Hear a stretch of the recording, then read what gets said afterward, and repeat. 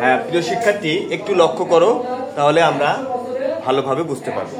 Match the word, match অর্থ কি? মিল করা।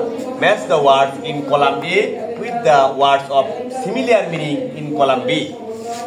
এ কলামের সঙ্গে বি কলামে মিল করব যে শব্দে একই অর্থ বোঝাবে। কথা বোঝা গেছে? একই অর্থ বোঝাবে। গেট আপ একই অর্থ বোঝাবে। কোনটা? গেট আপ অর্থ ওঠা, রাইজ অর্থ ওঠা, একই অর্থ বোঝাবে। বিউটিফুল অর্থ কি?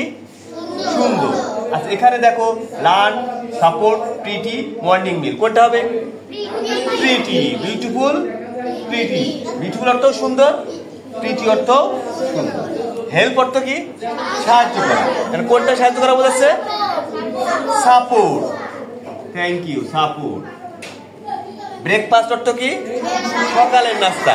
এখানে সকালের নাস্তা কোনটা বোঝাচ্ছে? মর্নিং মিল।